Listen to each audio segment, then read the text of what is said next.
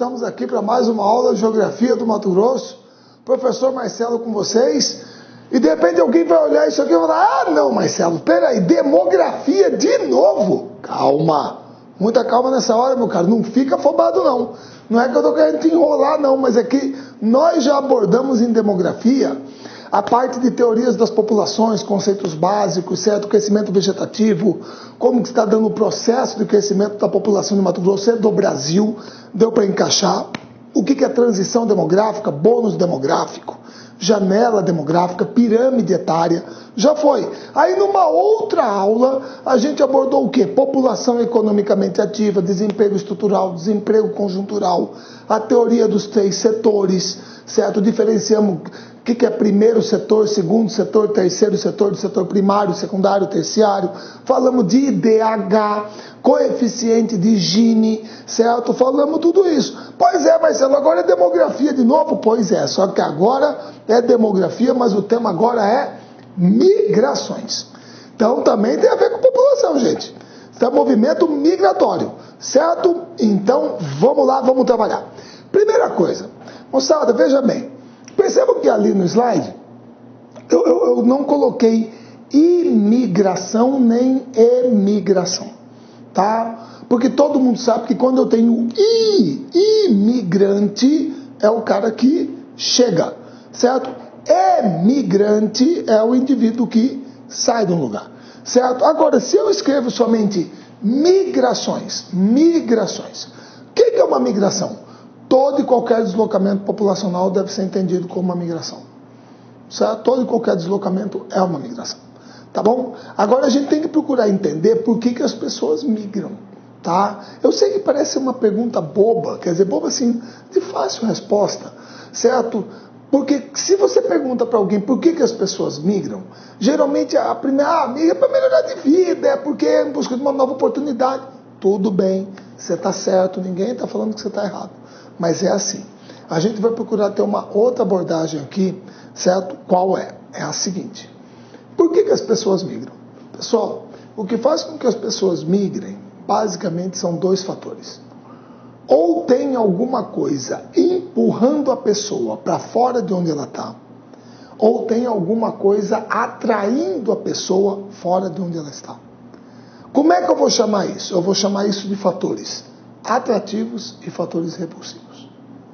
É isso que faz com que as pessoas migrem. Eu sei que eu vou chegar onde vocês querem, vocês já deram a resposta, tá fácil, mas eu vou lembrar algumas possibilidades aqui para vocês. Ah, Marcelo, peraí, você está dizendo que fatores atrativos e repulsivos tem a ver com política? Tem a ver com política, certo? Ou será que quando o Brasil era uma ditadura militar, todo mundo queria ficar aqui? Não teve gente que saiu. Fernando Henrique Cardoso, José Serra, Leonel Brizola, Juscelino Kubitschek, Carlos Lacerda, João Goulart, José Dirceu, Zé Genuíno. Não só teve gente que saiu. Não, Zé Genuíno não, acho que esse ficou, certo? Mas Zé Dirceu saiu, tá ok? Então, teve gente que foi embora, foi para o estrangeiro, foi para o exílio, certo? A questão era política, poxa, isso é tranquilo, pode acontecer.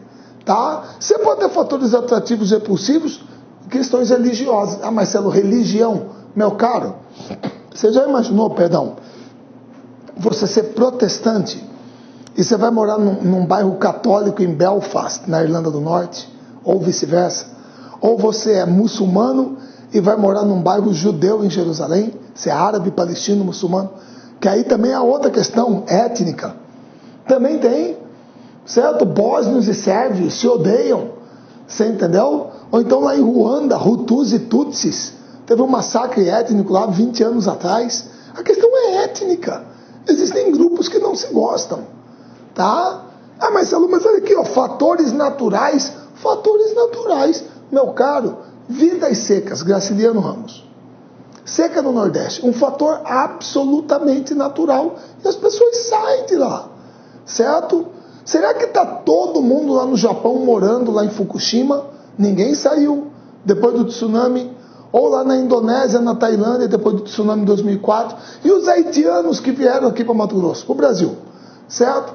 Será que o terremoto que teve no Haiti não influenciou, que arrasou o país? É uma questão natural.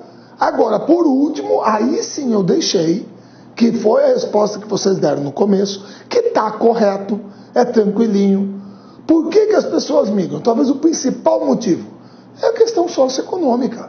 As pessoas migram ou porque aí foi aprovado no vocês, aprovados em um concurso público, certo? Ou então a empresa transferiu você para uma outra cidade, uma nova oportunidade de trabalho, de emprego, uma nova perspectiva. Aí eu passei no vestibular numa faculdade fora da minha cidade, você entendeu? E você migra. Então, geralmente, a resposta que vem mais à nossa mente, certo? É que as pessoas migram para melhorar de vida. Então, o que predomina é a questão socioeconômica. Eu concordo com isso. Realmente é um fator predominante. Só que eu queria dar para vocês essa perspectiva, de que muitas vezes o que faz uma pessoa migrar é alguma coisa que está empurrando ela para fora dali. É um fator repulsivo. E você pode ter também algo que está atraindo essa pessoa em outro lugar. Certo? É um fator atrativo. E geralmente o principal deles é o socioeconômico. Tá certo? Beleza?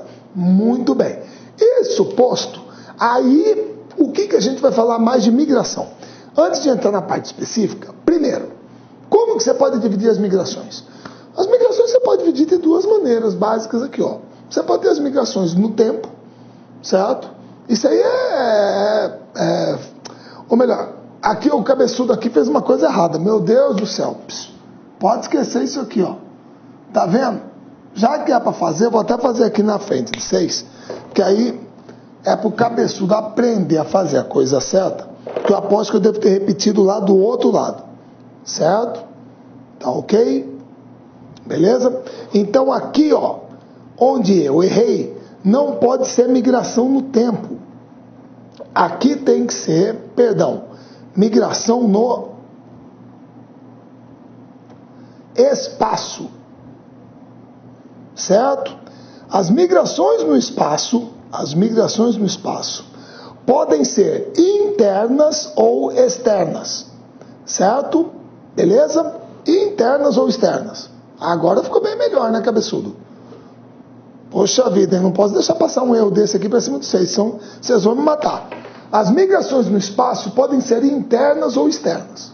O que são as migrações internas? Moçada, obviamente são aquelas que ocorrem dentro do mesmo país e não alteram o total da população, certo? Por exemplo, uma família de gaúchos sai lá do Rio Grande do Sul e vem para Mato Grosso. A população do Rio Grande do Sul diminuiu? Sim, diminuiu. A de Mato Grosso aumentou? Sim, aumentou. E a do Brasil?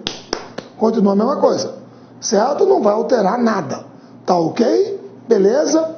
E você pode ter as migrações externas, que são aquelas que ocorrem entre países e alteram o total da população.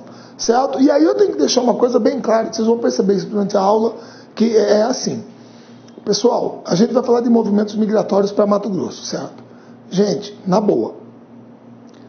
Migrações externas para Mato Grosso não é a nossa praia. Definitivamente não é. Não é. Estrangeiro vir para cá, não é. Eu sei que você vai falar para mim que aqui em Cuiabá, por exemplo, minha cidade, claro, ou no Mato Grosso inteiro, se você andar, você encontra sírio-libaneses, italianos, alemães. Gente, o mais comum aqui é você encontrar descendentes de italianos, descendentes de alemães, descendentes de sírio-libaneses. Você entendeu?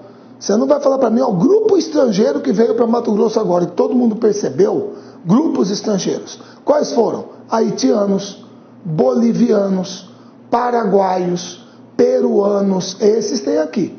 Mas você não vai falar para mim que Mato Grosso é o principal destino desse pessoal. Não é. Não é. Tá certo? Não é.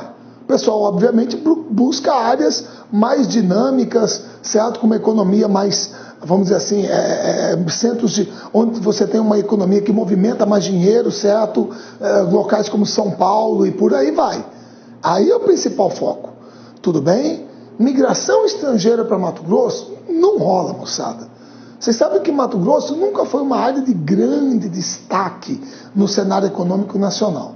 E você não está percebendo muito estrangeiro vindo para cá, para Mato Grosso agora, tirando esses grupos que eu falei, que é uma coisa mais recente, certo? Beleza? Então vocês vão perceber que as migrações para cá são principalmente migrações o quê? Internas. É aí que a gente vai falar. Externas não é a nossa praia. Tudo bem? Beleza? Então vamos lá. Então olha só. Então as migrações no espaço podem ser internas ou externas. E aí vocês têm as migrações no tempo, que agora o cabeçudo tem que corrigir de novo. Sabia que tinha invertido alguma coisa, né? Quando você vai fazer o troço e acha que está fazendo tudo certo, não presta atenção, é aí que você erra.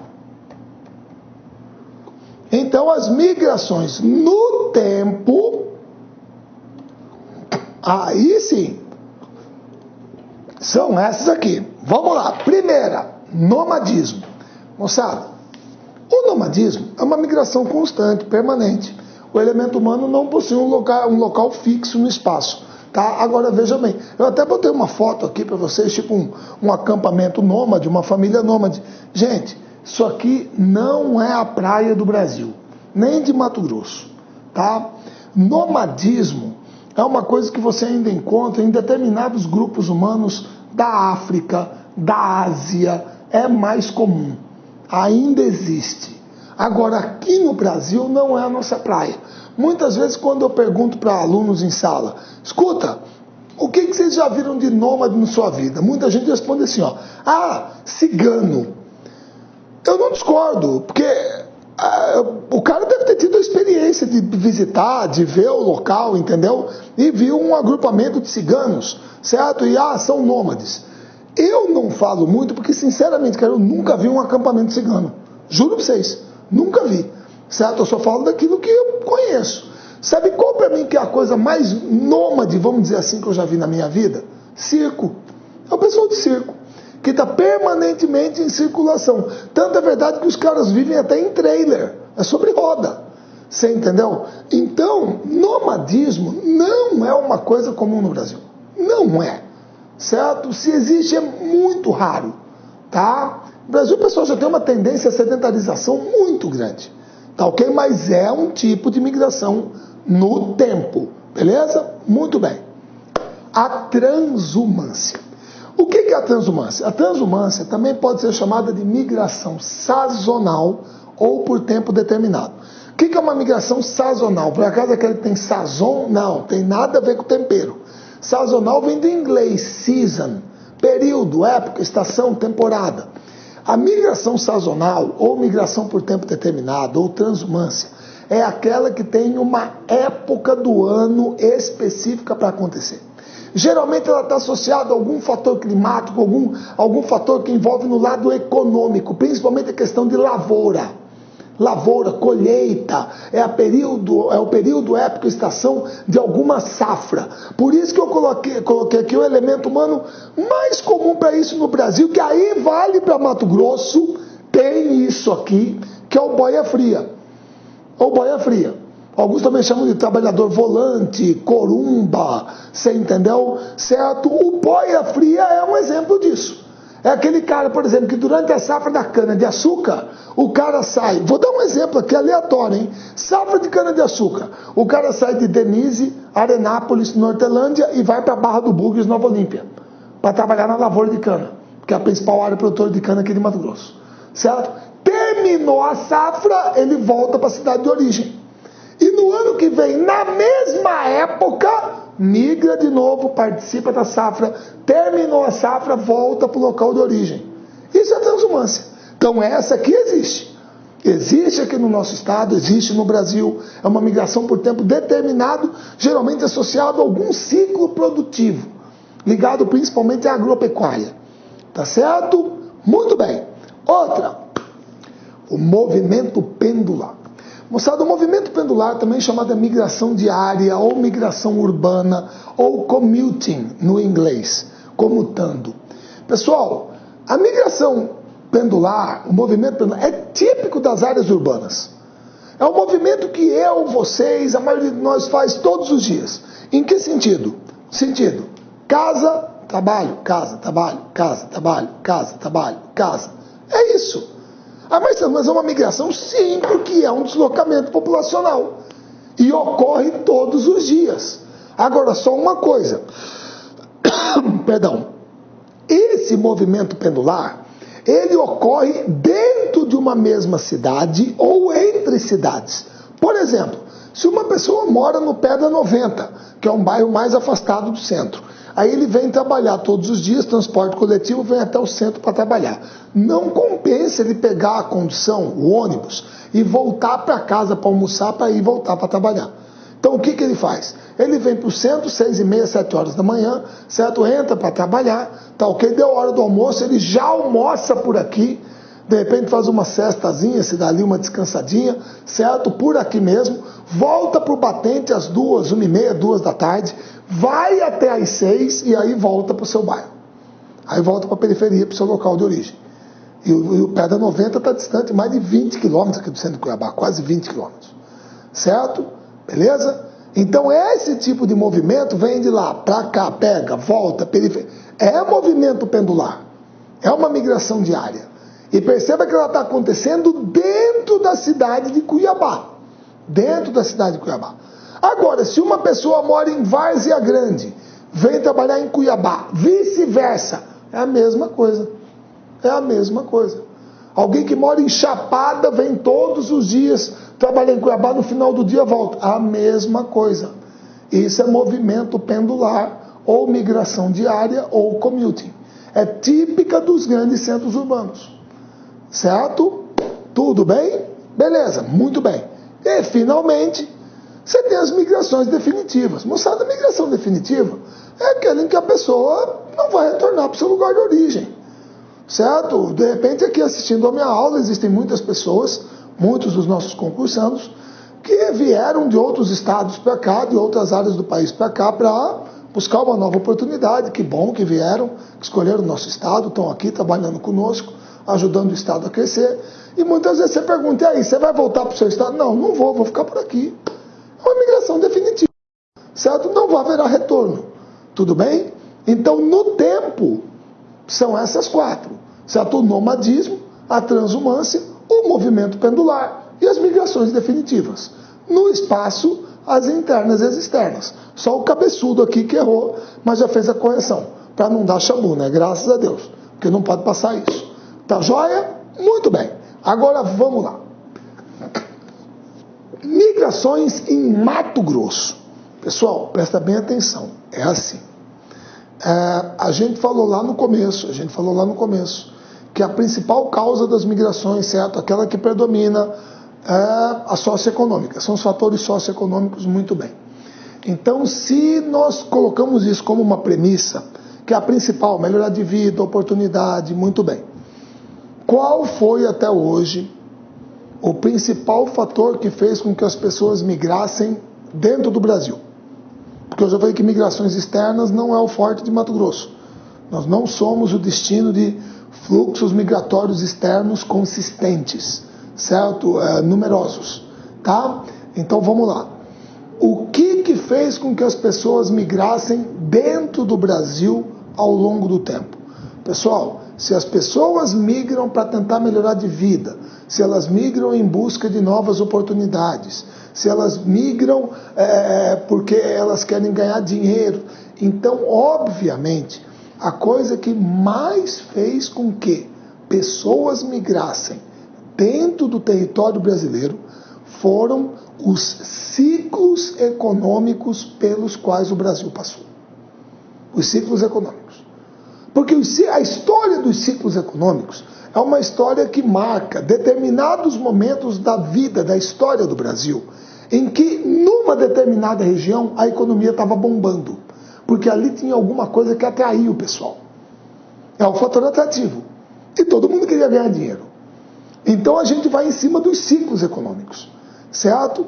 Eles foram o principal fator motivador das migrações internas dentro do Brasil, no território brasileiro, certo? Beleza? E aí, no nosso caso, onde que nós começamos? Pessoal, nós começamos aqui, ó, no ciclo da mineração, ou o ciclo do ouro. Moçada, o ciclo da mineração ou o ciclo do ouro, ele significa no século XVIII, que tem a ver muito com a fundação de Cuiabá, certo? Que é o 8 de abril de 1719, certo? É a gênese do povoamento do estado de Mato Grosso, tá? Na verdade, o pessoal estava vindo atrás de de índios, certo? Entradas, bandeiras, procurando índios fugindo da escravidão, estavam se interiorizando, certo? Indo para dentro do território, pessoal vindo atrás, e nesse processo aí é Bartolomeu Bueno da Silva, certo? Que é o Anhanguera, né? Tem o outro lá que eu me esqueço o nome, é o Caramuru, esqueço o nome dele, é outro bandeirante, não me lembro o nome, não sei se é Raposo Tavares, que a turma chamava de Caramuru, e para cá, Pascoal Moreira Cabral. Pascoal Moreira Cabral, Miguel Sutil, todo esse pessoal então, vieram para cá e acharam o quê? Ouro. Acharam ouro, certo? E num determinado momento, Cuiabá foi considerada uma das cidades mais densamente habitadas do Brasil no século XVIII, certo? Então a gênese do povoamento do estado do Mato Grosso, do surgimento do estado do Mato Grosso, não só de Cuiabá, certo? Beleza? Está ligada a esse ciclo, que é o ciclo da mineração. E quem que veio para cá? Ora, principalmente os paulistas, pô. Principalmente paulistas. Tanto é verdade que Mato Grosso pertencia à província de São Paulo, certo? Pertencia à província de São Paulo. Mato Grosso é desmembrado, Mato Grosso é emancipado da província de São Paulo. A gente fazia parte dela, certo? Beleza? Tudo bem? Então, a gênese do povoamento, certo? Da ocupação do nosso território, da formação do Estado, está ligada a esse ciclo. A esse ciclo. Certo? O problema é que, geralmente, esses ciclos, principalmente quando você trabalha,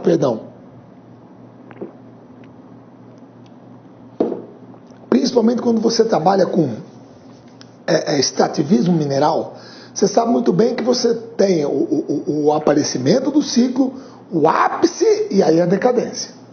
Geralmente é isso que acontece, certo? E ao longo do século XVIII, o ciclo da mineração aqui em Mato Grosso foi entrando em decadência, certo? O ouro foi escasseando, certo? As jazidas foram se exaurindo, tá? E isso deixou de ser um fator atrativo. Então aí tem que ficar muito claro uma coisa. Isso aqui é a origem do povoamento do estado do Mato Grosso, é o ciclo da mineração, a vinda dos paulistas para cá com os bandeirantes, certo? O Cuiabá se tornou uma cidade densamente habitada, embora convivesse com problemas de escassez de alimento, doença, falta de segurança, esse tipo de coisa, mas a partir do momento que o ouro começou a escassear, foi lá para baixo. Foi lá para baixo. Certo? Quer dizer, não atraía mais ninguém, então a hora que a turma viu que esgotou, acabou, boa parte foi embora. Quem quis ficar, ficou. Boa parte, certo? Saiu do estado. E aí tem uma coisa que tem que ser dita, que é o seguinte, moçada. Tá aqui, ó.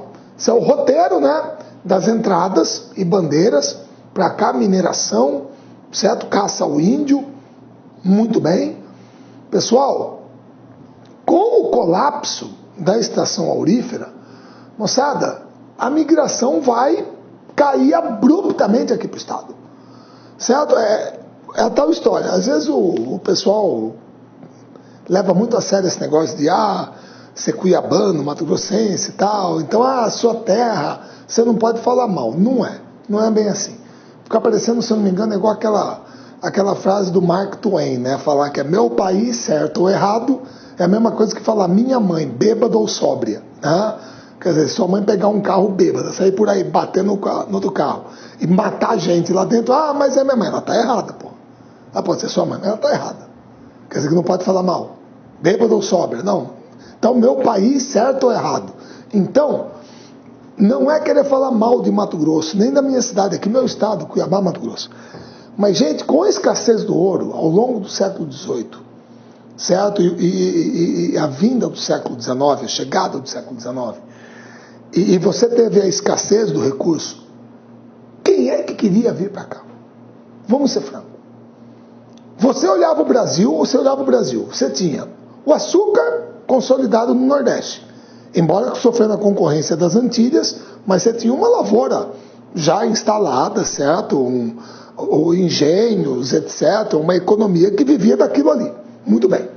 O café crescendo no Sudeste, certo? Primeiro no Vale do Paraíba, certo? É a fase escravista, aí depois vem a Lei Áurea, aí vai para o oeste de São Paulo, norte do Paraná, entendeu? O café toma conta ali da Terra Roxa, certo? Que é a bacia do Rio Paraná, muito bem, maravilha. A Amazônia, que uma parte aqui do nosso território mas você sabe que não era aqui. Tanto é verdade que, a gente comprou o Acre da Bolívia, era bem lá para cima. Era ao longo do rio Amazonas, eram os seringais lá da Amazônia mesmo, da bacia amazônica. Não era aqui no nortão de Mato Grosso. Então, o ciclo da borracha, final do século XIX, começo do século XX, muito bem. Com tudo isso pipocando no Brasil, mais o início da industrialização brasileira, também no final do século XIX, meados para final do século XIX, início do século XX. Quem que queria vir para Mato Grosso? Quem? Quem que você acha que enxergava aqui a terra das oportunidades? Moçada, sem querer falar assim, mas Mato Grosso era o oco do Brasil.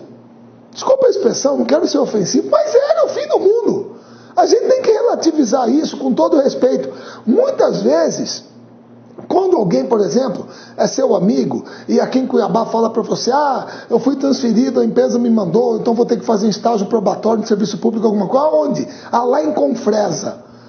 O que muita gente aqui em Cuiabá fala? Meu Deus, aí tá vendo? Você ofendeu o pessoal de Confresa. Mas a turma lá chama de Vale dos Esquecidos. Muita gente fala, meu Deus, você vai pro fim do mundo lá, papapá. A gente fala, meu caro, é a mesma coisa que você morar em São Paulo e de repente você contar para os seus amigos lá que a empresa transferiu você para Cuiabá. O que um amigo seu que é paulistano vai falar para você? Vai falar isso. Cara, você vai para Cuiabá, lá para aquele fim do mundo, só índio, papapá. Exatamente. É a questão do referencial. O que você quer que uma pessoa de São Paulo, do Rio de Janeiro, pense que é aqui? É terra de índio, pô. Porque antigamente ninguém vinha para cá. Que atrativo que Mato Grosso tinha teve ao longo do século XIX para atrair gente para cá. Então o que aconteceu conosco foi uma coisa assim brutal em termos de migrações. A gente teve o início do povoamento, certo? O povoamento da região, a consolidação, a formação do estado de Mato Grosso, graças à mineração, pegando também a parte sul, é claro, certo? Que estava muito ligado também à erva mate, tinha a companhia Mate Laranjeira, tá? Que era extrativismo também. Você tinha a consolidação do povoamento do estado de Mato Grosso, a formação do estado, século XVIII. Aí o ouro, pimba, entrou em colapso, certo? O que vai acontecer no século XIX? Nada. Nada. Ninguém vinha para cá. Por que alguém viria para cá? Ora, se os ciclos econômicos que mais estavam gerando riqueza, dinamizando a economia, estavam em outros locais do Brasil, a borracha na Amazônia, o café no Sudeste, por que alguém viria para cá? Então nós vamos ter um hiato aí, nós vamos ter um vácuo, certo? Um período em que nós não éramos atrativos. Não éramos. Um estado interiorano, localizado no Brasil Central, certo? Que vivia extração da erva mate, certo? Alguma coisa ainda de garimpo, tinha, beleza? Nós tivemos também pecuária, charque, certo? Você tinha as usinas de cana-de-açúcar, tá? O que mais? Então nós não éramos um estado atrativo, Mato Grosso não era um estado atrativo. Por isso que as migrações, os fluxos migratórios para cá, vão cessar, serão insignificantes, certo? Quando que isso vai começar a mudar? Bom, isso vai começar a mudar aqui, ó. Aqui você tem uma coisa que eu não sei como é que está a aula de história de Mato Grosso para vocês, por isso que eu não coloquei aqui, porque é uma coisa que de repente na aula de história de Mato Grosso, se for o professor Ednilson, nosso querido professor Ednilson, ele vai abordar com vocês, que é o seguinte, mais ou menos por aqui na década de 30, 40, teve um fluxo migratório para Mato Grosso, provocado pela mineração, lá na região de Poxoréu, certo? Poxoréu, Alto Araguaia, Alto Garças, por ali, Poxoréu é Alto Coité também, que envolvia baianos e maranhenses. E inclusive é aí que vai sair uma rixa que você vai estudar em História de Mato Grosso, de Morbeck contra Carvalhinho, que era uma disputa pelas jazidas de garimpo, certo? Diamante, lá na região, certo? Diamante e ouro, certo? Lá na região de Pochorel. Então isso apareceu. Mas isso aí foi uma coisa localizada. Foi um evento assim, sabe? Localizado, num determinado período. Que depois, certo? Vamos dizer assim, perdeu importância. Tá? Então isso teve. Agora, aqui é legal. A marcha para o oeste, moçada, Getúlio, certo? Todo mundo se lembra aqui, ó. Isso aqui é o Getúlio, isso aqui é o General Dutra, Eurico Gaspar Dutra, certo? Aqui estão os irmãos Vilas Boas. Acho que era Orlando, Leonardo e Cláudio, certo? Aqui estão três, só tem o nome de dois aqui. Mas eu acho que tinha mais um que era Leonardo. Tem um filme lá, Xingu, a Expedição Roncador Xingu. Então, essa marcha para o oeste é legal. Na década de 40 é do Getúlio, tá, para migrar, trazer o pessoal aqui para o Brasil Central e ocupar terras desocupadas. Aqui, o objetivo fundamental do programa era, sem dúvida, quebrar os desequilíbrios regionais pela implantação de uma política demográfica que incentivasse a migração na tentativa de diminuir os desequilíbrios existentes entre as diversas regiões do país. Então esse era um programa oficial do governo federal, certo? A marcha para o oeste. Entendeu? Então aqui já havia o quê? Um incentivo desse pessoal para vir para cá. Então esse é um fenômeno marcante. E aí também tem uma coisa, eu vou abrir agora aqui um espaço que eu não coloquei na aula, porque também é uma coisa pontual, mas eu acho que a gente não pode deixar de falar. Sabe que se eventualmente perguntarem para você, você vai saber o que é. E a gente recebeu esse pessoal aqui, que é o seguinte. Vamos lá. É assim. Pessoal, aqui, ó.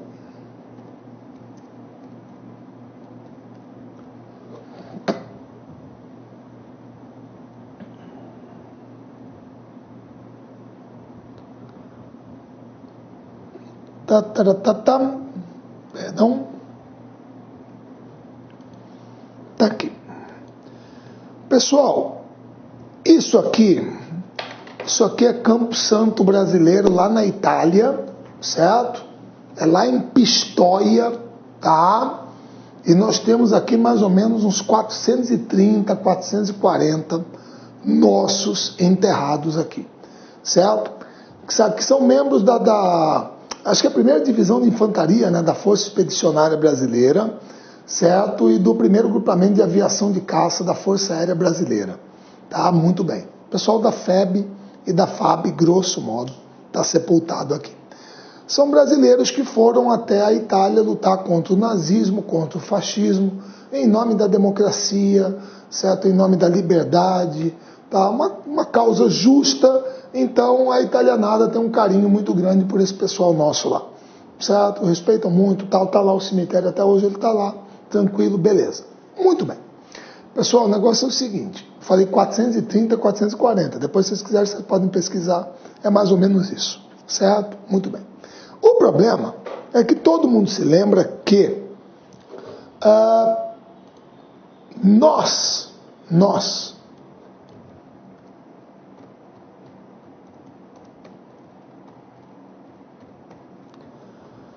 moçada, nós entramos na guerra aqui.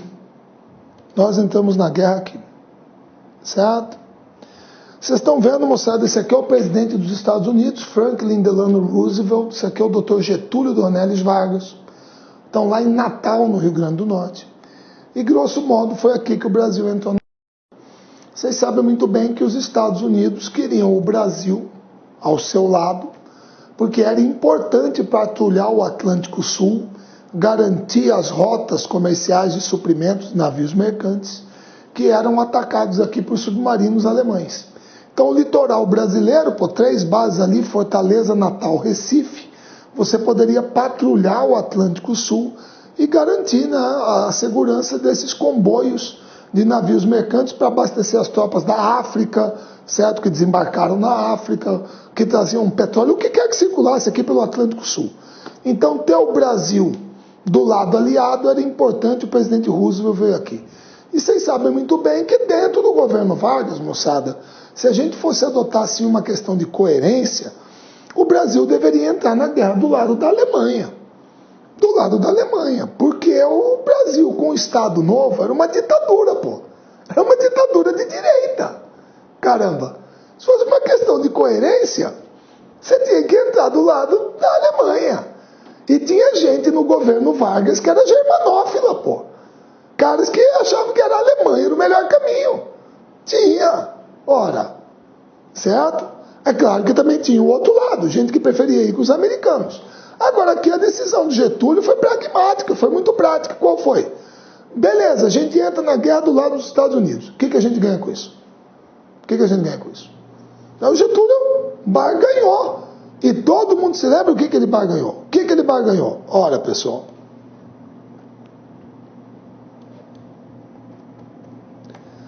O Brasil foi o primeiro país da América Latina a fabricar aço, gente. Indústria de base. A Companhia Siderúrgica Nacional em Volta Redonda, pô. A gente entra na guerra do lado dos Estados Unidos e em troca os americanos dão uma siderúrgica pra gente, pô. Certo? A gente quer uma siderúrgica, indústria de base. Quero industrializar o Brasil. Se eu não tiver aço, eu não tenho automóvel, eu não tenho avião, não tenho motocicleta, eletrodoméstico, eu tenho que ter a base. Então aí nós entramos na guerra do lado da Alemanha, certo? Do lado dos Estados Unidos, perdão, do lado dos aliados, contra a Alemanha. Tá ok? Beleza? Embora o Brasil fosse uma ditadura de direita, um regime fechado, Estado Novo. Certo? Muito bem. O problema é que aquele encontro que eu mostrei para vocês aconteceu em 1942. E o primeiro soldado brasileiro foi pisar na Itália em 1944. 2 anos para você recrutar, equipar, treinar, embarcar em navio, mandar para a Itália, papapá, demorou. Então ficou aquela história, poxa, peraí, nós declaramos guerra à Alemanha, à Itália, ao Japão, certo? Entramos na guerra do lado dos aliados, os aliados vão dar aos Estados Unidos, vai dar uma siderúrgica para nós. Agora, nesse intervalo de tempo em que a tropa brasileira ainda não está na Itália, o que a gente pode fazer para contribuir com o esforço de guerra dos aliados? Então é aí que vem,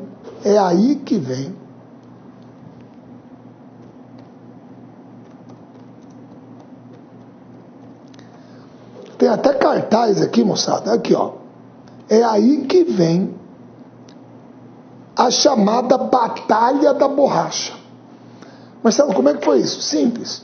Pessoal, veja bem, vocês se lembram que a seringueira, o nome dela é Hevea brasiliensis, ela é nativa daqui, certo? Então, durante um período, moçada, o Brasil era nativo daqui, a gente dominava o mercado mundial de borracha. Só que vocês já ouviram falar que aquela história, né? Perdão, que é verdadeira, que os ingleses vieram aqui, pegaram as mudas da seringueira e levaram lá para a Ásia, lá para a Indonésia, Malásia, ali sudeste asiático, que é o mesmo clima equatorial, e plantaram lá, certo? Só que o esquema deles era o que? Era seringal plantado, o nosso era seringal nativo. Então, num curto espaço de tempo, o que aconteceu? Num certo espaço de tempo, a borracha da Ásia passou a concorrer com a nossa e ganhar mercado. Então aí nosso ciclo declina, certo? O problema é que na Segunda Guerra, os japoneses invadiram a Indonésia, invadiram a Tailândia, a Malásia, Singapura, invadiram todo o Sudeste Asiático. Os japoneses ocuparam ali. E eles eram aliados da Alemanha, certo? Então, como fazer para que a gente pudesse suprir os aliados com borracha se os seringais da Ásia estavam nas mãos dos japoneses? Simples, vamos aumentar a produção aqui no Brasil. Aqui, ó, cada um no seu lugar para vitória. Aqui, ó, as Forças Armadas protegendo o litoral e a turma lá dentro tirando látex. Agora, como que a gente vai aumentar a extração de látex na Amazônia se o seringal é nativo, pô? Pessoal, presta bem atenção. Aí que vem a coisa do governo Vargas. Foram aproximadamente 60, 65 mil nordestinos na época, que o governo recrutou no Nordeste com a promessa, certo?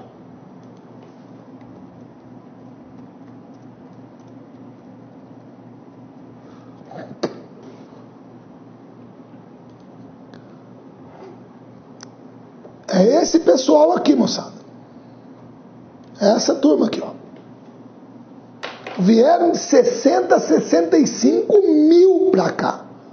Com qual promessa? Não, você vai para a Amazônia, você vai contribuir com esse esforço de guerra para o Brasil, extrair o látex, aumentar a produção, né, de látex, aumentar a produção de borracha, e você vai ganhar o equivalente ao soldo de um soldado regular do Exército Brasileiro. Então aí todos esses seres humanos, todos esses brasileiros, cidadãos brasileiros, passam a ser conhecidos como soldados da borracha. 31 mil vieram só do Ceará. Só do Ceará vieram 31 mil. Pessoal, a turma estima que 35 a 40 mil morreram aqui. Morreram aqui. Malária, febre amarela, animais peçonhentos, inanição, subnutrição, sei lá, conflitos com povos nativos. 35 a 40 mil morreram aqui. Certo? Beleza? Agora, se eu não me engano, foi aprovada uma lei no Congresso para dar uma pensão para os descendentes ou viúvas, uma coisa dessa. O pessoal aprovou agora. Tá? Se vocês pesquisarem aí, vai ter.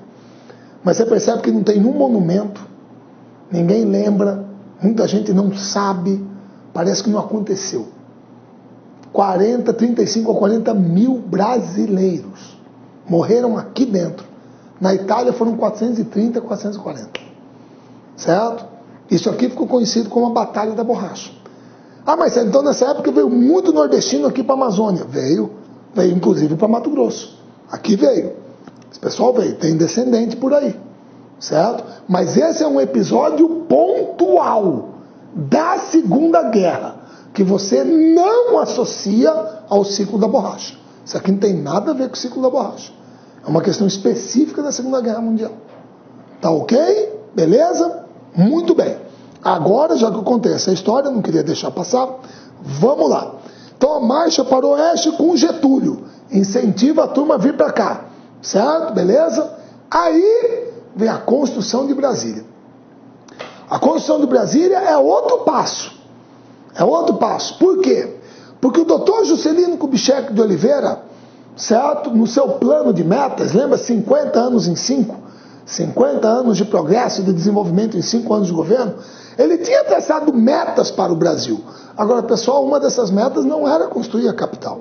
Se você não conhece a história, certo? A história é essa aqui, ó. Beleza? Você não sabe o que está acontecendo aqui, né? Então deixa eu explicar para você.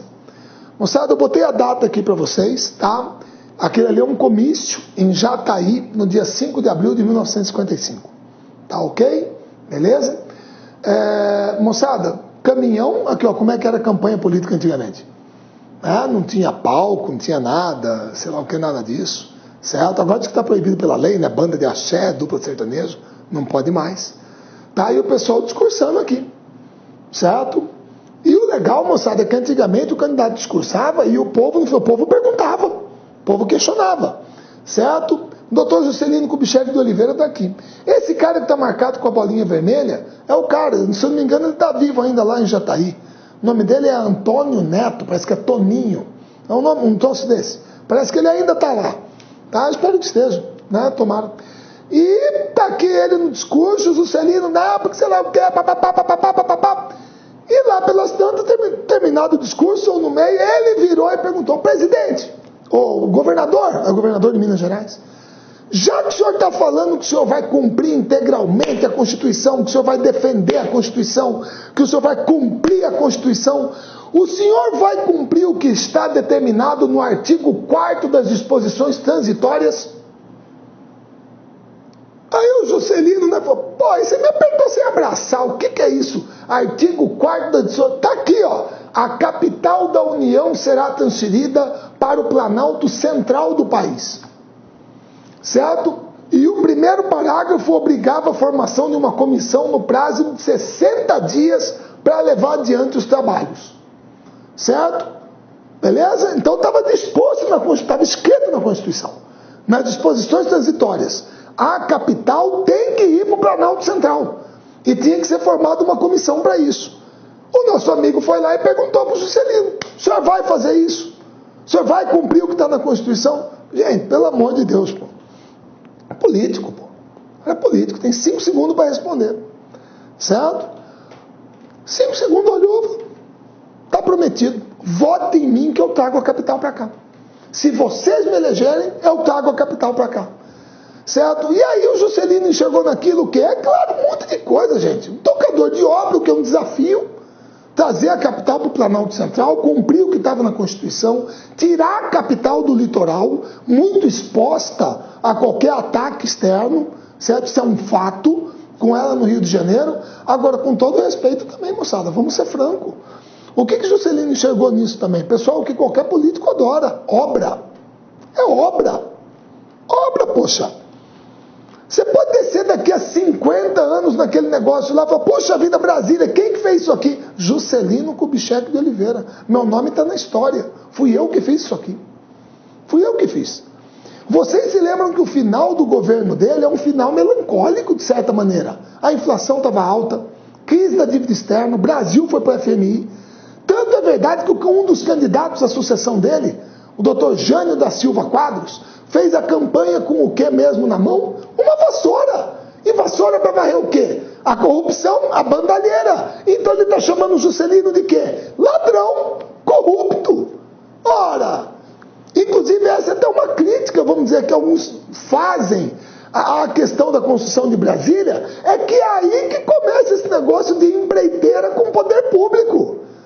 Não é à toa que algumas das grandes empreiteiras do Brasil, Andrade Gutierrez e Mendes Júnior, são de Minas Gerais. São de Minas, pô.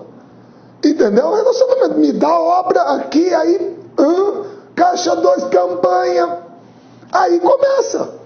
Você entendeu? Claro que já podia ter antes, sem problema. Corrupção onde tem dinheiro, vai ter no mundo inteiro. Certo? Há a possibilidade de existir. Tá? Mas é uma crítica que se faz. Agora, inegavelmente, o Juscelino colocou mais um objetivo no plano de metas. Eram 31 metas. E uma delas era a construção de Brasília. E com isso, pelo amor de Deus, ele abriu estradas para cá, construiu rodovias, abriu a Belém-Brasília. E com isso, facilitou a interiorização da população. Se bem que nesse momento vocês sabem que quem mais migra para cá é nordestino para a construção da capital, que é o pessoal que vai ser chamado de candango. Mas a partir daí também fica facilitada a circulação de pessoas para Mato Grosso, embora Mato Grosso não fosse o principal destino. Mas a gente já começa a receber pessoas de outras áreas do país. Nesse momento, principalmente vindas do Nordeste, certo? Beleza? Então, contribuiu também? Claro que contribuiu. Tá joia? Bom, aí é que vai chegar o nosso negócio. Aí o bicho pega. Moçada, expansão da fronteira agropecuária e ocupação da Amazônia Legal. Pessoal, para quem não se lembra, hoje, por favor. Pessoal, a Amazônia Legal é isso aqui, ó. Tá? Hoje. E pelo amor de Deus, gente, tem gente que pergunta assim: pô, mas a Amazônia é legal. Meu caro, se é a Amazônia legal, vai por mim, é porque ela está definida na lei. Todo mundo está careca de saber que aqui em Mato Grosso é Pantanal. Todo mundo está careca de que aqui é Cerrado. A natureza diz isso. A lei diz que isso aqui é a Amazônia. Certo? Sabe quem que criou essa lei? Foi o doutor Getúlio Dornelles Vargas, moçada.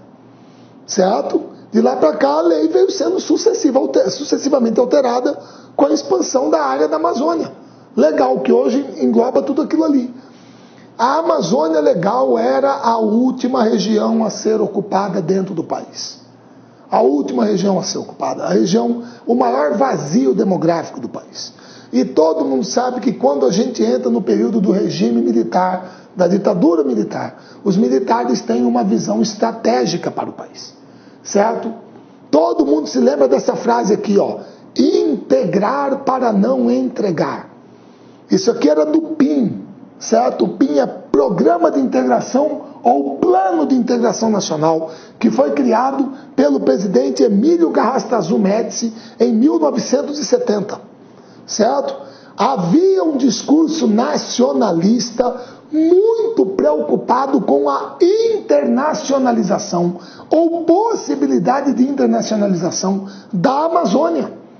Daí vira esse discurso, integrar ao país para não entregar.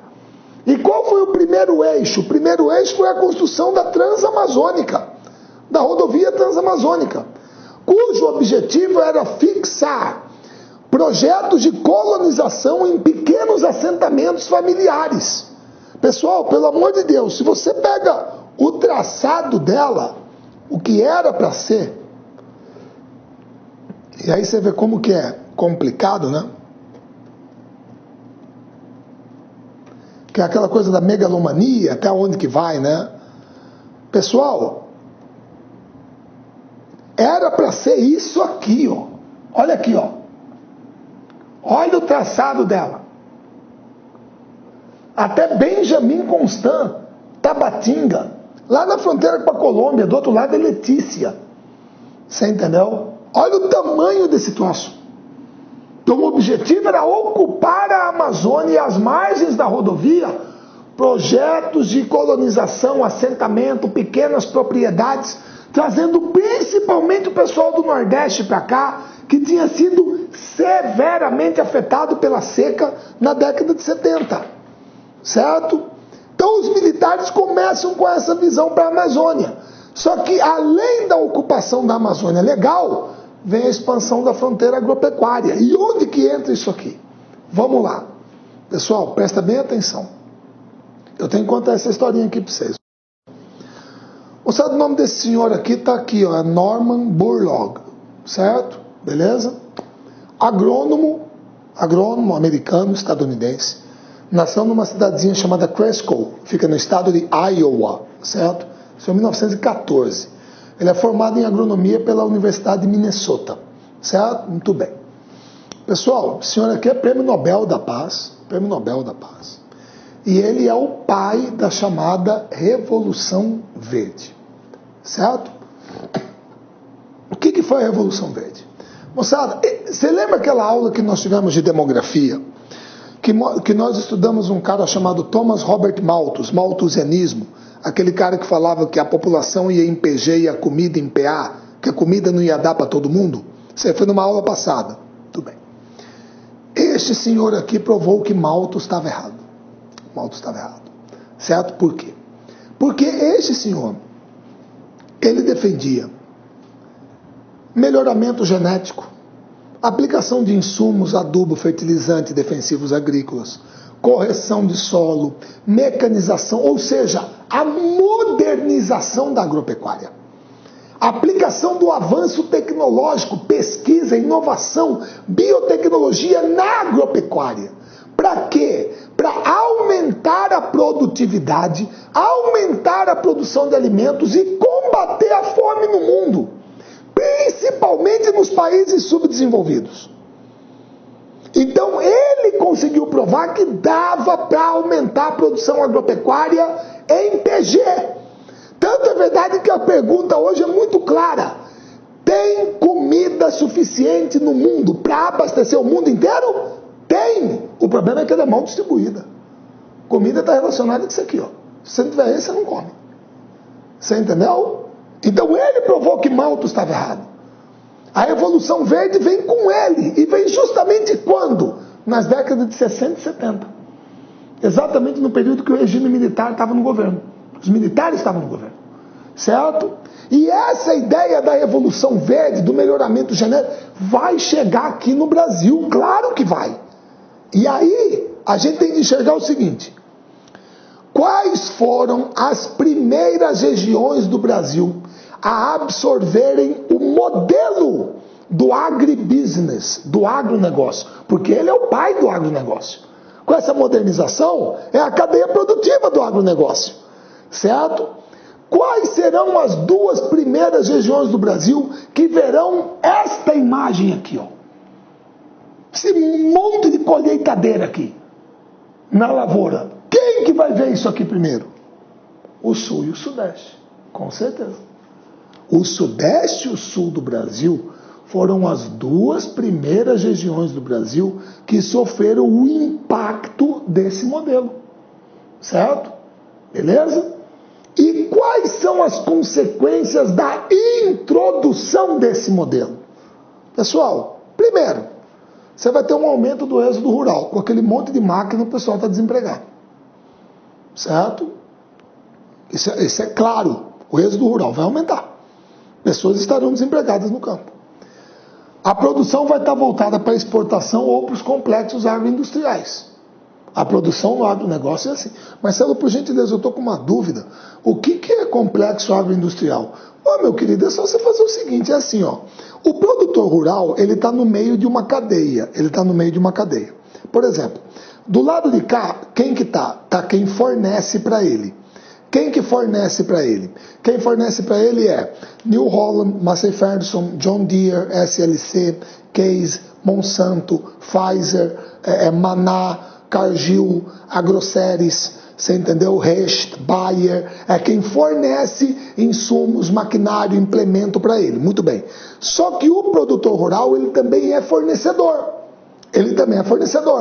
Para quem que ele fornece? Ele fornece para Parmalat, para Nestlé, para Tostines, para Mabel, certo? Para Marilã, ele fornece para Sica, para Et, para Cepera, para Quero, ele fornece. Ele está aqui no meio, certo? É toda uma cadeia produtiva.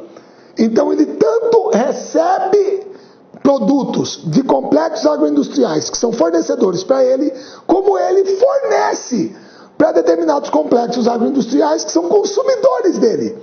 Você entendeu? Se você está estudando, por exemplo, vendo minha videoaula, com aquele pacote de bolachinha aí do lado, você vai pegar o pacote de bolachinha, vai dar uma olhada lá, ingredientes. O que está lá? Farinha de trigo enriquecida com ferro e ácido fólico, né?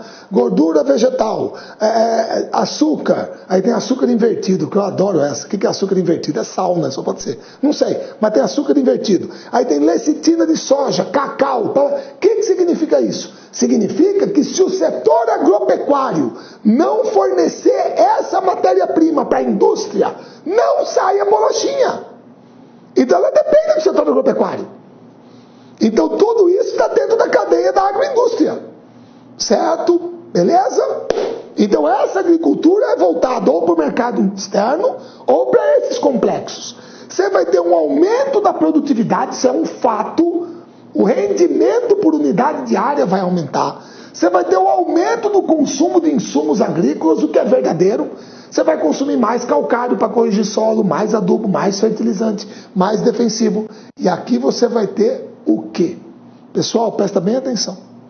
Vale a pena, presta bem atenção, vale a pena comprar uma colheitadeira dessa aqui para colher 100 hectares de soja? Não, Marcelo, com todo respeito, não vale a pena porque não paga os custos da produção.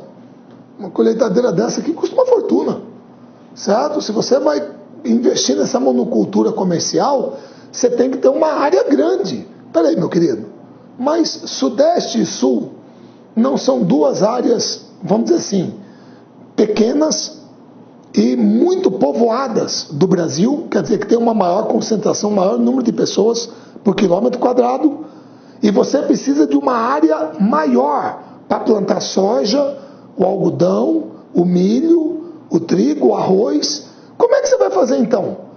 Quer dizer que você precisa de uma área maior, ou seja, você vai ter uma reconcentração fundiária. E como que você vai fazer para aumentar a sua área? Moçada, batata. Você vai em cima do pequeno. Olha o homem do campo do Brasil na década de 60. O estereótipo que todo mundo conhece. Mazzaropi. Certo?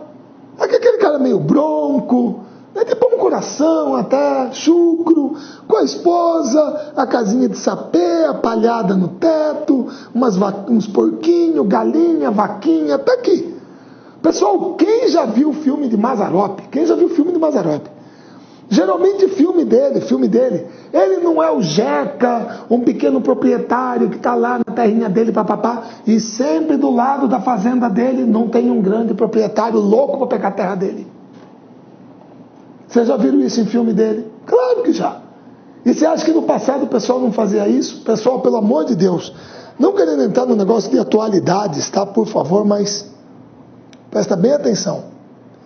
Ó, isso aqui, por gentileza, está na mídia, tá? Diz que é um suposto esquema. Então tem que usar a palavra suposto, porque obviamente está sob investigação, certo?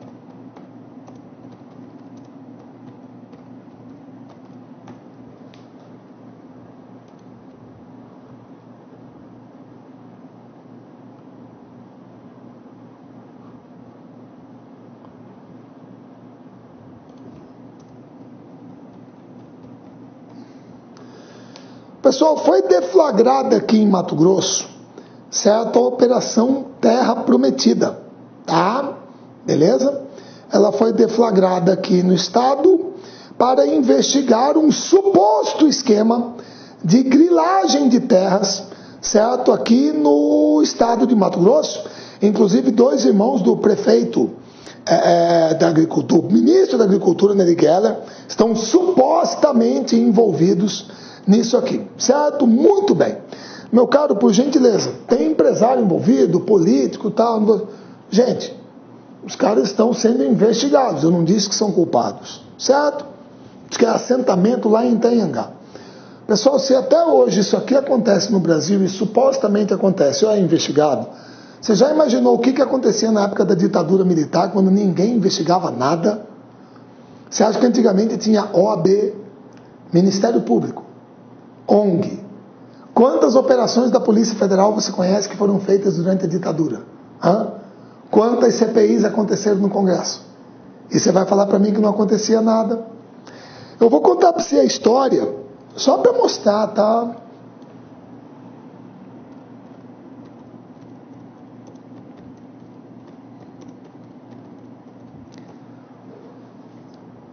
Moçada, isso aqui, ó, é da década de 70. Eu sei que está pequeno, depois você pode pegar e dar uma olhada, tá? Eu estou contando para vocês aqui a história de Edmund e Therese Zanini, um casal americano que lá na década de 70, lá no comecinho dos anos 70, olha o que o cara era. Ele era dono de 149 mil hectares na região onde hoje é Sorriso. Imagina quanto que vale 149 mil hectares hoje em Sorriso. Você entendeu? Beleza? Moçada, a casa deles foi metralhada, com 5 filhos lá dentro, e eles foram embora do Brasil para não morrer.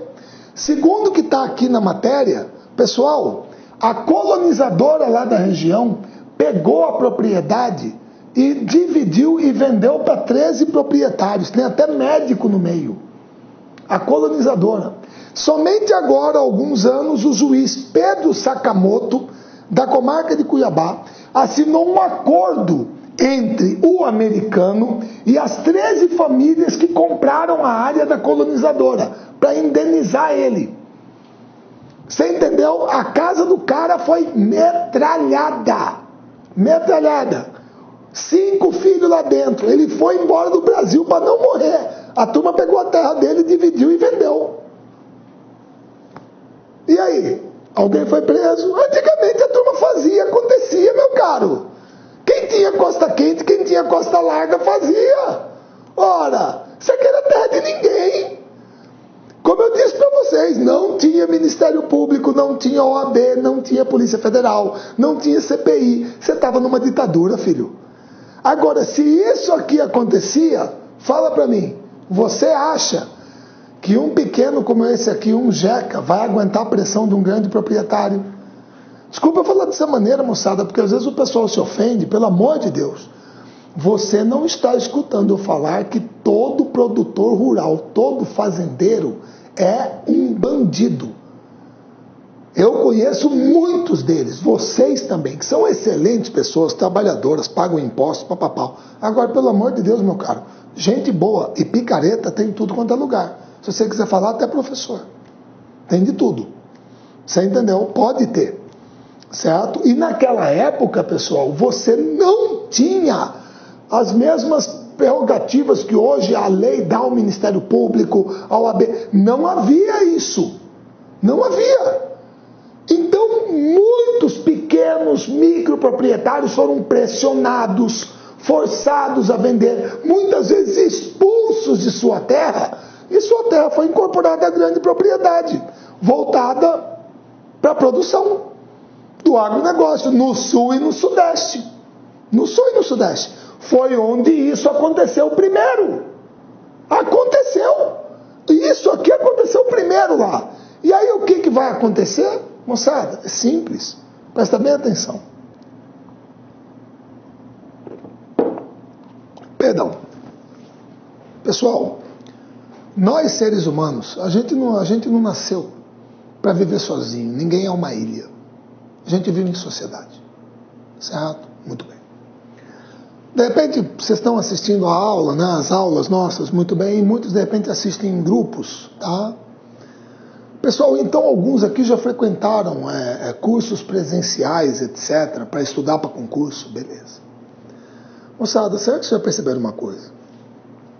Muitas vezes você está frequentando um curso presencial, preparatório para concurso, etc., tal, onde existem pessoas que você nunca viu na vida. Pessoas que você não conhece o passado, você nunca dirigiu a palavra antes, você nunca ouviu falar.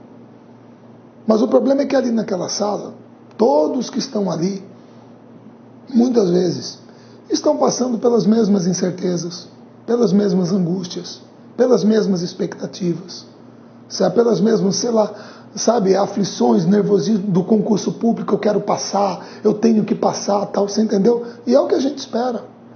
E não é impressionante, moçada, como que de uma hora para outra, alguém que você nunca tinha visto antes na sua vida, certo? Que nunca tinha dirigido a palavra a você. De repente chega um dia e fala assim, ei, escuta, vamos vir sábado de manhã aqui estudar para o concurso? Por quê? Por que ele faria isso? Ou por que isso aconteceu quando você estava fazendo seu vestibular, que você tinha um grupo de estudos lá no colégio, cursinho que você estudava? E muitas vezes gente que você nunca tinha visto na vida. Por quê? Porque é uma tendência natural do ser humano, moçada. O ser humano forma grupo. Quando você tem pessoas que estão passando pela mesma situação, pelas mesmas angústias, aflições, etc., aquilo que eu falei, você forma grupo. O ser humano, ele é solidário. Ele deseja o bem ao próximo. Eu tenho uma fé muito grande nisso. Você entendeu? E se eu estou falando que isso vale para vocês, pessoal, por que não ia valer para esse pessoal aqui? Vocês estão entendendo o que eu estou falando? Nunca aponte o dedo. Nunca aponte o dedo. Para Mato Grosso, ou para Mato Grosso do Sul, ou para Goiás, ou para Minas Gerais, ou para Bahia. Nunca aponte. Quando alguém perguntar, onde surgiu o MST? Onde surgiu o MST? Sabe para onde que você vai apontar o embriãozinho do MST? Para onde que é? Paraná, Rio Grande do Sul, Santa Catarina, talvez até mesmo São Paulo. É para lá que você vai apontar. É para lá que você vai apontar o dedo. Você entendeu? É para lá que você vai apontar o dedo, moçada. Foi o local onde os trabalhadores rurais começaram a se organizar. Depois das ligas camponesas lá da década de 50, que foram extintas no período da ditadura, o pessoal vai se organizar na década de 70, 80 para lutar por reforma agrária, por acesso à terra, à propriedade. É lá que o pessoal vai começar a se organizar. E você já imaginou, em pleno regime militar, você dirigindo o seu carro numa BR, lá no sul, sudeste do Brasil. Aí você passa na frente de uma fazenda, aquele acampamento com lona preta, aquele monte de lona preta, e lá no meio, uma bandeirinha vermelha tremulando. Bandeirinha vermelha? O que é isso aqui mesmo? Comunista, tudo comunista, subversivo, arruaceiro, baderneiro, certo? Os grileiros não, gente boa, certo? Aqueles, tudo gente boa. Esse aqui que são o problema do Brasil. A turma que metralhou a casa do americano, tudo gente boa. Tá tudo lá. Seus empresário, médico, tá lá. Segundo a matéria do jornal. É aqui que tá o problema do Brasil. Você entendeu? Existe essa visão. Tá? Então esse pessoal aqui vai começar a lutar por isso. Claro que vai. Certo? E você já imaginou isso acontecendo em pleno regime militar, moçada? Pô, é um problema que você tem no campo. Todo mundo se lembra, a Igreja Católica, parte dela dando sustentação, certo? Com as comunidades eclesiais de base, a pastoral da terra, a teologia da libertação, que é dessa época, parte já vem dessa época, o marxismo aplicado à Igreja Católica, a opção pelos pobres, certo? Então isso é problema, isso é tensão no campo. E aí qual vai ser a solução? Moçada, a solução, manda para cá. Manda para cá. Ora, é aí que vai ser, nós seremos a solução. Está tendo isso lá no sul-sudeste? Está congestionado? Está tenso? Está tendo essa luta, essa tensão social no campo? Gente, a Amazônia Legal está vazia. Vamos para lá. Vamos para lá, poxa. O regime militar deu todo o suporte para isso. Transformou o Banco da Borracha em BASA, Banco da Amazônia Sociedade Anônima. Criou a Superintendência de Desenvolvimento da Amazônia, a Sudam, e a Superintendência de Desenvolvimento do Centro-Oeste, a Sudeco. Criou o Polo Amazônia, o Polo Centro, Proterra, Polo Noroeste, Prodepan, Prodiat, todos os programas do governo. Programa de incentivo à ocupação dos polos agropecuários e agrominerais da Amazônia. Programa especial de incentivo à ocupação do Cerrado. Programa especial de incentivo à ocupação da região noroeste do Brasil. Polo Amazônia, BR-163. Polo Noroeste, BR-364. Lá para Rondônia. Grandes projetos agropecuários. Projetos de colonização particular. Aí que eu mostrei para vocês essa imagem, moçada. Lembra? Sociedade Imobiliária Noroeste do Paraná Limitada, Sinop. 40 anos atrás era isso aqui. Olha o que virou. Fala que não deu certo. Mas não reforma agrária. Democratizar o acesso. Vamos incentivar projetos de colonização particulares, grandes projetos agropecuários e vamos deslocar esse pessoal lá para a Amazônia Legal. Por isso que quem que mais veio para Mato Grosso durante as décadas de 70 e 80? Gaúcho, paranaense, catarinense, paulista, mineiro. Foi o pessoal que mais veio. Sinop, pessoal, Sinop. E não é só Sinop, né?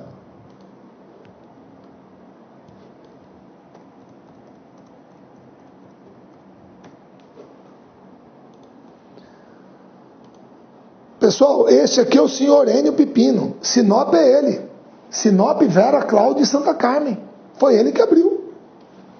Certo? Eu vou dar um monte aqui, pô. Ariosto da Riva, a Piacás, Paranaíta e Alta Floresta. Proprietário da Indeco, a empresa dele. Porto dos Gaúchos, a Conomali. Colonizadora Noroeste do Mato Grosso Limitada. O pai do Blairo, André Maggi, Sapezal. Certo? Ou então, Norberto Schwantz, Orlando Roever, pessoal lá de Tenente Portela, lá no Rio Grande do Sul, Água Boa, Canarana, Terra Nova do Norte. A turma veio, o pessoal veio, doutor. Agora, só gente de confiança do regime. Não tem nada a ver com MST, reforma agrária sem terra. Não, é colonização. Colonização. Certo? Beleza? Para que este senhor viesse colonizar o que ele fez aqui em Mato Grosso, ele começou assim. Pessoal, o regime militar garantiu para ele, nós levaremos até você a estrada, a energia, o telefone, a infraestrutura. Pode demorar, mas nós vamos levar. Vai lá hoje lá em Sinop, BR-163, asfaltada, certo? Vai até lá. Vai lá em Sinop, vê se não tem DDI, Embratel, certo? Celular, TV a cabo, internet. Energia elétrica agora é no linhão, não é mais no motor. Imagina como que era 40 anos atrás. Fala para mim que o cara para vir para Mato Grosso não tinha que ser peitudo. Largar Londrina, Maringá, Apucarana, Cruz Alta, Ijuí, certo? Chapecó e vir se embrenhar aqui no meio do mato. É aí que nós abrimos isso aqui. Ocupação da Amazônia Legal, expansão da fronteira agropecuária. Pessoal, foi o mais intenso fluxo migratório dos vamos colocar o O, porque tem dois que ocorrem juntos. Um é mais antigo, mas está mais ou menos na mesma época. que são os nordestinos descendo para o sudeste, com a industrialização, e o pessoal do sul e sudeste subindo para cá com a ocupação da Amazônia Legal e a expansão da fronteira agropecuária. É por isso que anda aí pelo interior do Mato Grosso, e que cidade que você vê por aí? Porto Alegre do Norte, Gaúcha do Norte, Porto dos Gaúchos, Querência, Nova Maringá, Nova Ubiratã. Porra, é à toa esse nome? Não é. É o pessoal que veio de lá. Então quem mais veio para cá foi gaúcho, paranaense, catarinense, paulista e mineiro.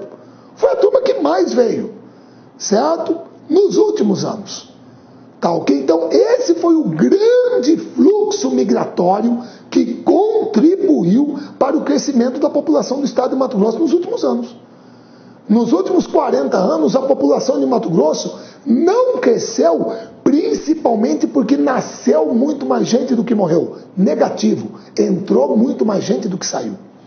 A principal causa do crescimento populacional de Mato Grosso nos últimos 30, 40 anos foram as migrações internas desses grupos para cá. Certo? Essa é a principal causa. Tanto é verdade que isso aqui está tudo falado que eu falei para vocês. Aqui, ó. Os estudos do IBGE indicam, moçada, tá? A taxa de população migrante em Mato Grosso é superior à média do Centro-Oeste. Certo? Beleza? É superior. Os principais grupos estão aqui, ó.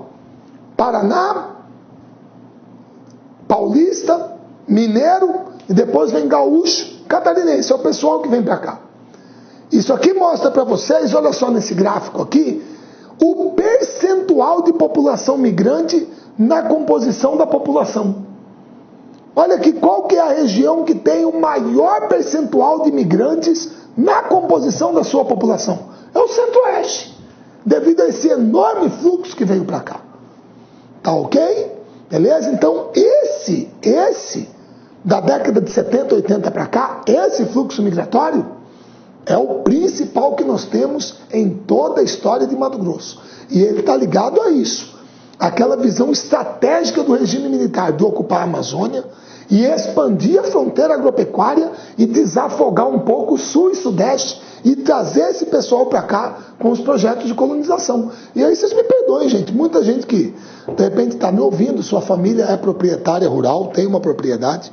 Se eventualmente você perguntar para a tua família, pai, avô, não sei quem, como que é a história, se vocês tinham uma propriedade lá, vamos supor, não, nós tínhamos uma propriedade lá, mas era pequena, 200 hectares. Pois é, venderam lá e com dinheiro vieram e compraram uma de 2.000 aqui, né? O que é absolutamente normal. Você vai falar para mim, moçada, você vai falar para mim que nessa época aqui, 1 hectare de terra em Mato Grosso custava a mesma coisa que 1 hectare de terra no Rio Grande do Sul, no Paraná. Então, gente que vendeu propriedade de 200 hectares, 150 hectares, veio para cá e comprou um aqui de 1.500, 2.000. Com todo respeito, você virou latifundiário. Sem problema, não estou dizendo que você está errado. Tá, que bom que você veio, está trabalhando, ganhando dinheiro, sensacional. Está ajudando o Estado a crescer? Muito obrigado.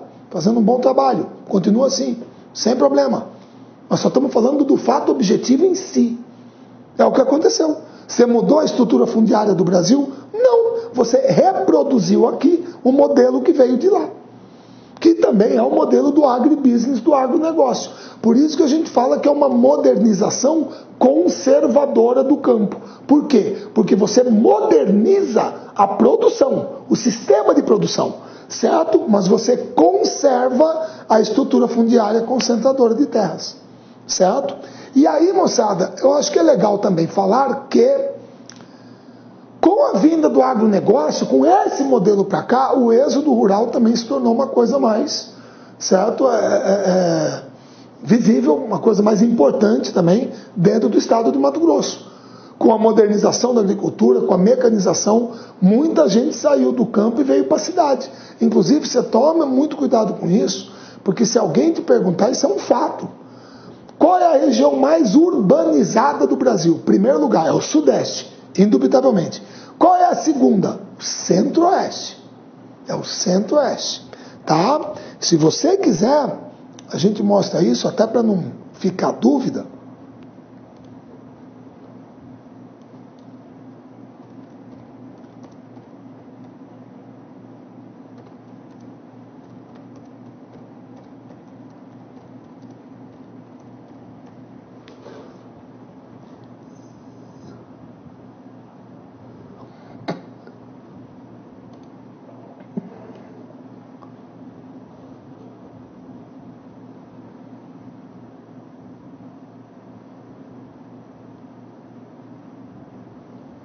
Poxa, será que não tem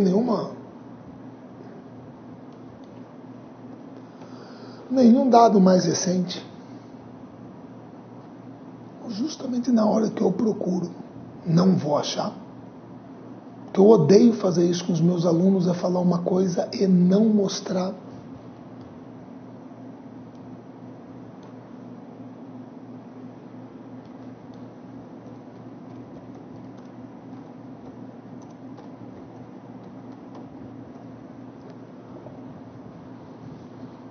Está aqui, né? 2096, 2010. Não, aí é população total. Tem dado mais antigo ali, mas por que...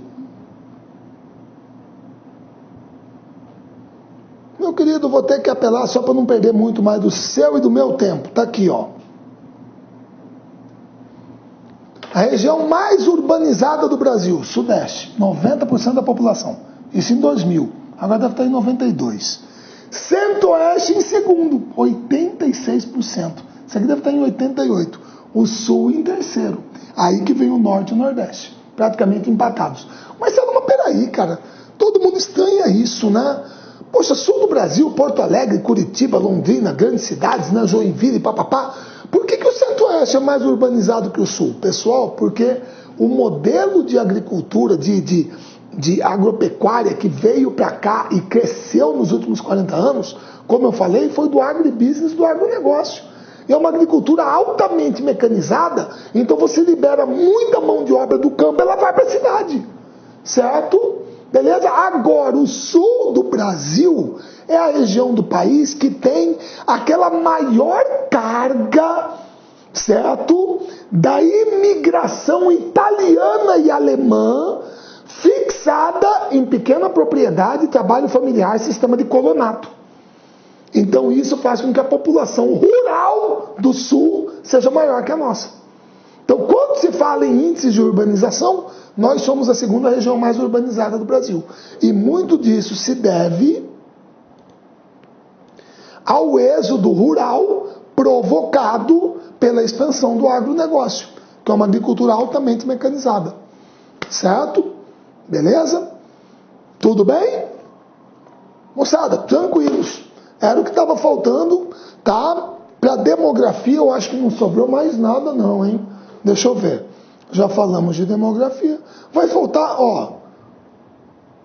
Perdão. Faltará apenas a parte de urbanização. Mas urbanização tem a ver com demografia, mas fenômenos urbanos. E depois tem a parte econômica de infraestrutura, que a gente tem que falar de geografia de Mato Grosso. Demografia, assim, em termos de população, movimentos, crescimento populacional, população economicamente ativa, CFNI, acho que nós já esgotamos o assunto.